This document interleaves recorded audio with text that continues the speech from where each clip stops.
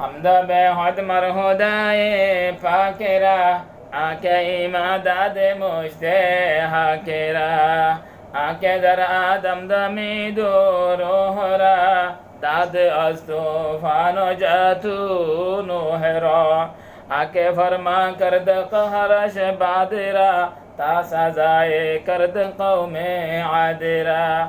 آکه لطف ہوش را اظهار کر با خلیلش نعره را گلزار کر خداوند که هنگام سحر کرد قوم لوط را زیر و زبر سوی او خصم که تیر انداختا پشای کارش کفایت ساختا آیه که پوسیده سنجاب و سمود دیگر خفته برهنه در تنور آیه که بر بستر کم خوابونه دیگر بر حق خواری بستایا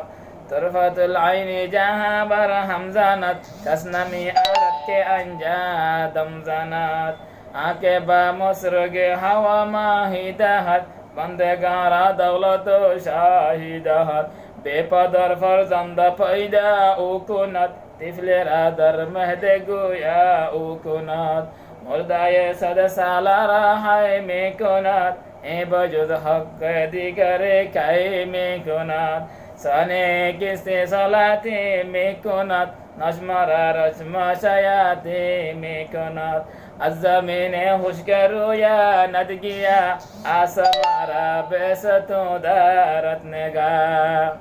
هیچ کس در ملک او انبازانه قول او را لحنان آوازانه.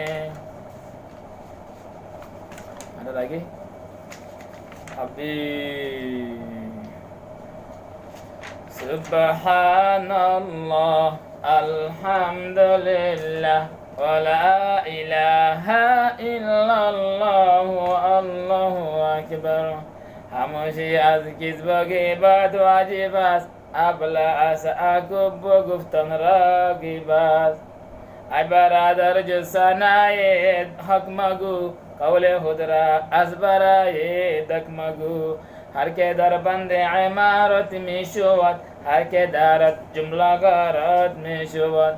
دل زپر گفتن بمیرد در بدن گرچه گفتارش بود در عدن آنکه سعی اندر فساحت می کند چهره دل را جراحت می کند روز و بارا در دها محبوس در وز خلایق هوش را مایوس در هر که او بر عیب خود بینا شود روح اور